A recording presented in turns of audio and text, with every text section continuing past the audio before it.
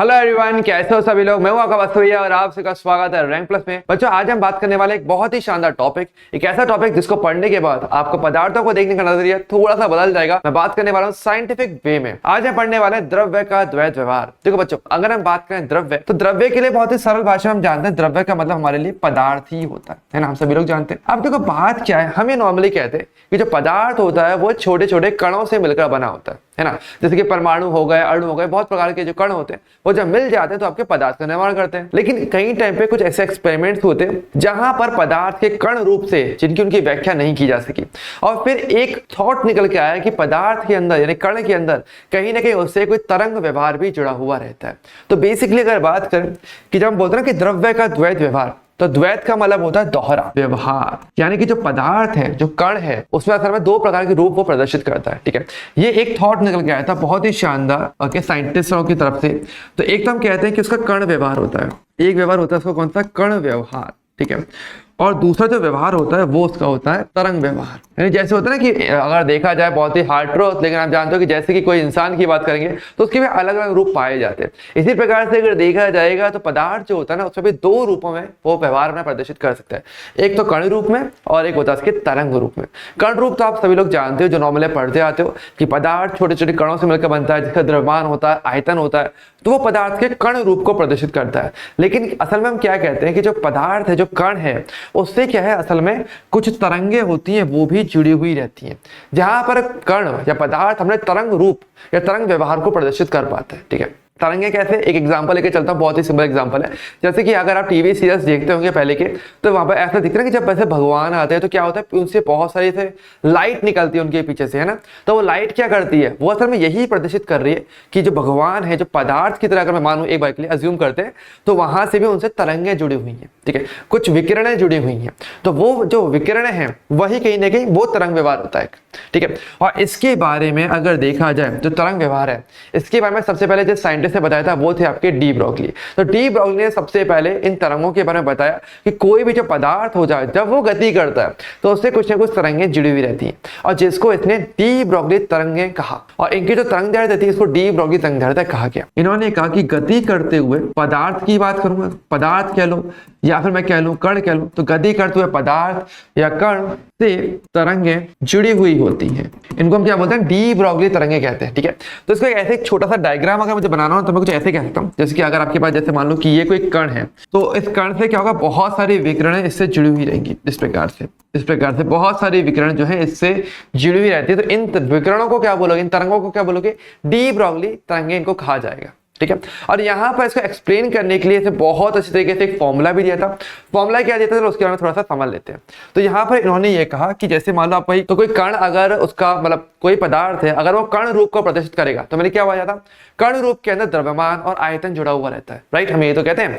तो इसने कहा यदि कोई m द्रव्यमान का कण v वेग से गति करता है तो डी ब्रोगली तरंग की परिभाषा से आप ये कह सकते हो। तो देखो, जैसे हमने बोला था, एक जैसा मैंने आइडिया दिया था आपको, परिभाषा क्या थी कि गति करते हुआ पदार्थ या कण से तरंगे जुड़ेंगी, जिसको आप डी ब्रोगली तरंगे कहोगे, है ना। अब भाई वाली बात है, देखो जैसे कि मैंने बोला था, आप बहुत ही सिंपल डेफिनेशन हमसे ध्यान रखना कि जब आप किसी कण व्यवहार की बात करते हो कण के रूप में, तो कण पे आप बात करते हो जैसे कि मैंने बताया द्रव्यमान की, एंड आप बात करते हो आयतन की। अब ये तो कहते हो जिस पदार्थ का, जिस कण का द्रव्यमान और आयतन होता है वही पदार्थ का है, वो वस्तु का पदार्थ कहते हो, राइट। तरंग के लिए क्या कहते हैं, तरंग को कैसे परिभाषित करते हो, किसी तरंग को परिभाषित करने के लिए आपको बेसिकली तरंग दैर्ध्य की आवश्यकता पड़ती है, जिसको कि आप लैम्डा कहते हो, या फिर आप आवृत्ति का उपयोग भी कर सकते हो, क्योंकि आवृत्ति और तरंग दैर्ध्य का सीधा संबंध होता है, वो हम जानते हैं ना, क्या होता है, nu equals to C by lambda. तो ऑब्वियसली बात है, तो आप दोनों में से किसी का यूज कर सकते हो। लेकिन जब हम इस बार के लिए तरंग दैर्ध्य का उपयोग जो है डी ब्रोगली ने चूज किया था कि भाई डी ब्रोगली के लिए, डी ब्रोगली तरंग के लिए डी ब्रोगली तरंग दैर्ध्य, सिमिलर वर्ड्स भी थे, सुनने में अच्छा भी लग रहा था, है ना। तो इसका जो है इन्होंने उपयोग किया। तो इन्होंने कहा कि ये जो तरंग दैर्ध्य होती है ना लैम्डा, ये असल में व्युत्क्रमानुपाती होती है इसके संवेग की।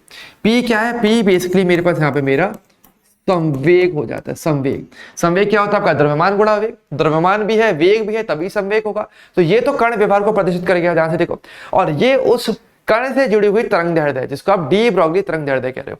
तो अगर मैं यहाँ पे थोड़े से कुछ शब्दों को अगर अच्छे तरीके से एक्सप्लेन करूं तो देखो वही वाली बात है, समानुपाती की जगह बराबर लगाओगे तो स्थिरांक लगाना पड़ता है, और यहाँ पे स्थिरांक लगता है lambda equals to H upon P. अब चलो देखो, अब यहाँ पे चलो कुछ वर्डिंग थोड़ी सी क्लियर कर लेते हैं। लैम्डा क्या है मेरा? लैम्डा है बेसिकली मेरी डी ब्रोगली तरंग की तरंग दैर्ध्य, ठीक है, जो कि तरंग व्यवहार को प्रदर्शित कर रही है, ठीक है। तो लैम्डा क्या कर रही है आपकी? ये है आपकी डी ब्रोगली तरंग दैर्ध्य, ठीक है, जो कि इसके तरंग रूप के लिए जिम्मेदार है कि भाई तरंग व्यवहार होता है तो कर्ण से तरंग जुड़ी हुई रहेगी तो उसकी तरंग दैर्ध्य होगी, तो वो ये हो गया। अच्छा, पी क्या है मेरा? पी है बेसिकली मेरा संवेग हो गया, ये तो मेरे को बता दिया, संवेग जो कि इसके कर्ण व्यवहार को, कर्ण रूप को जोड़ता है। और एच क्या है मेरा?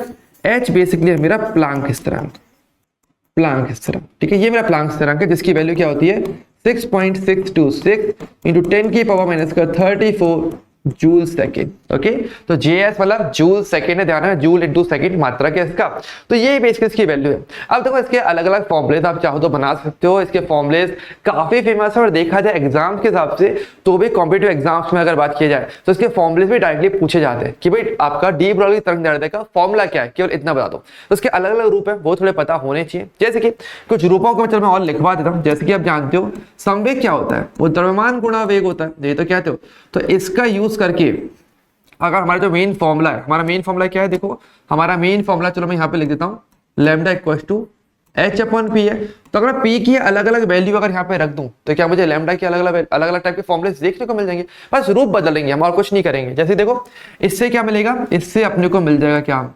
इससे मुझे मिल जाएगा lambda equal to H by M B, ये हो जाएगा ना। अब वही वाली बात है, काफी बच्चे इसको और इसको अलग अलग मान के चलते हैं, पर भाई ध्यान से देखा जाए तो दोनों एक ही फॉर्मुले हैं। मैं तो केवल संवेग का बेसिक फॉर्मुला वहां पे रख दिया। अच्छा, एक संबंध और भी होता है, आपको पता है संवेग और गतिज ऊर्जा के बीच का भी संबंध होता है, अब उसको भी ऊपर में ले सकते हो। कैसे? देखिए, अगर हम बात करेंगे संवेग और गतिज ऊर्जा क्या होता है, तो P इक्वल टू क्या होता है? √2m ke।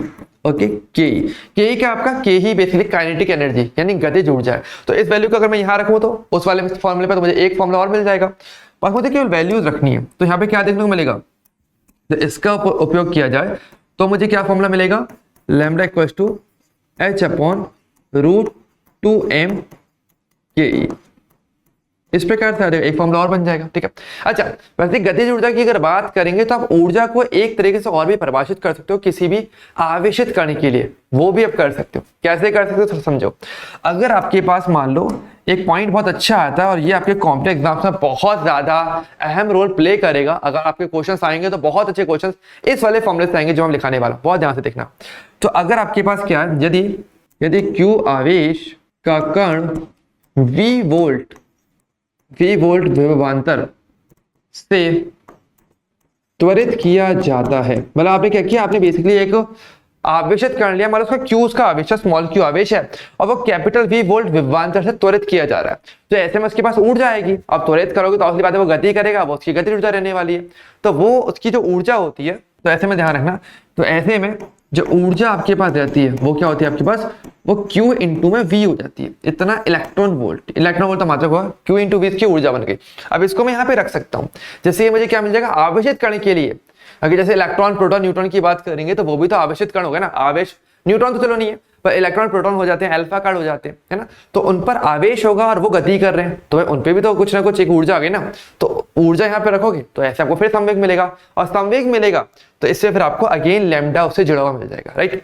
तो इसके लिए फिर आपके लिए लैम्डा क्या होता है? फिर लैम्डा इक्वल हो जाता है एच अपॉन √2m uv। ये भी आपका एक बहुत ही ज्यादा एक फेमस फॉर्मूला जो आपका निकल के आता है, और इस फॉर्मूले का उपयोग बहुत ज्यादा किया था। ये वाला पॉइंट थोड़ा सा ज्यादा इंपॉर्टेंट है, ये बेसिक्स फॉर्मूले हैं लेकिन ये थोड़ा सा एक एडवांस लेवल थोड़ा सा फॉर्मूला हो जाता है। ओके, अच्छा, यहाँ पर देखो एक बहुत खास फॉर्मूला और भी आता है। अगर हम बात करें इसी सेम फॉर्मूले को मैं किसी रैंडम Q आवेश कण की जगह पर मैं बोलूं कि मैं पर्टिकुलरली इलेक्ट्रॉन की बात कर रहा हूं, तो इलेक्ट्रॉन के केस में ये फॉर्मूला फिर और अच्छा हो जाता है। कैसे? देखिए, समझिए, अगर हम बात करेंगे इलेक्ट्रॉन के लिए, अब ये बात थोड़ा इंपॉर्टेंट है कि इलेक्ट्रॉन के लिए अगर मैं सेम फॉर्मूले की बात करूंगा तो देखो इलेक्ट्रॉन के लिए अगर देखा जाए तो देखो आपके लिए Q क्या है? इलेक्ट्रॉन का आवेश एक कांस्टेंट संख्या होगी, फिक्स आवेश होता है उसका द्रव्यमान फिक्स होता है, H आपका स्थिरांक है। अगर मैं सारे के सारी वैल्यू यहाँ पे रख दूं तो मुझे एक नया फॉर्मूला इसी के अंदर देखने को मिलेगा। कैसे? देखिए, तो मेरे पास लैम्डा इक्वल टू क्या हो जाएगा? देखो H की वैल्यू क्या होती है? 6.626। चलो मैं एक बार के लिए पूरा फॉर्मूले में चलो रख के दिखाता हूँ और एक सेकंड में इसका छोटा सा डेरिवेशन बहुत इंपॉर्टेंट पूरा भी हो जाएगा। आपको पता है फॉर्मूला क्या था किसी भी कण के लिए? 2m क्यू वी होता है ना, ये हमारे पास है। चलो इलेक्ट्रॉन के लिए हम जानते हैं उसका द्रव्यमान आवेश फिक्स है, सारी वैल्यू रख देते हैं, कुछ ना कुछ वैल्यू एक नया फॉर्मूला निकलेगा। कैसे देखिए 6.626 इंटू 10 की पावर माइनस का 34 divide by under root 2 into M क्या है आपका इलेक्ट्रॉन का द्रव्यमान क्या होता है आपका किलोग्राम वाला लेके चलना है, ठीक है।